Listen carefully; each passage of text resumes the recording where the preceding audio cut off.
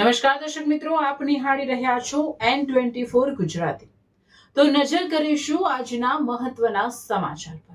વડોદરા ગ્રામ્ય એલસીબીની મોટી કાર્યવાહી 61.61 લાખનું વિદેશી દારૂની કન્ટેનર ઝડપાયું। વડોદરા ગ્રામ્ય લોકલ ક્રાઇમ બ્રાન્ચ દ્વારા ઓપરેશન પરાક્રમ અંતર્ગત દિલ્હી મુંબઈ એક્સપ્રેસ હાઈવે પર મોટી કાર્યવાહી હાથ ધરવામાં આવી હતી। પાદરા અને કરજણ પોલીસ સ્ટેશન વિસ્તારમાં પેટ્રોલિંગ દરમિયાન શંકાસ્પદ હાલતમાં પસાર થઈ રહેલા ટાટા કન્ટેનર નંબર DD01 કે 9332 પોલીસે અટકાવવાનો પ્રયાસ કર્યો। પોલીસે કન્ટેનરનો પીછો કરતા ચાલકે કન્ટેનર બોડકા સાપા તરફના ઓવરબ્રિજ નજીક રોડ સાઈડમાં ઊભું રાખી દીધું હતું અને સ્થળ પરથી ફરાર થઈ ગયો હતો।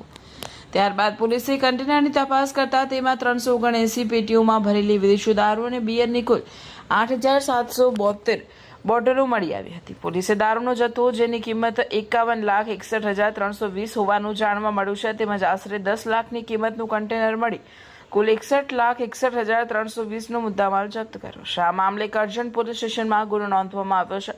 પોલીસે ફરાર કન્ટેનર ચાલક તેમજ ગેરકાયદેસર દારૂ મંગાવનાર અને મોકલનાર વ્યક્તિઓની શોધખોળ હાથ ધરી હતી। વધુ કાયદેસરની કાર્યવાહી શરૂ કરી છે।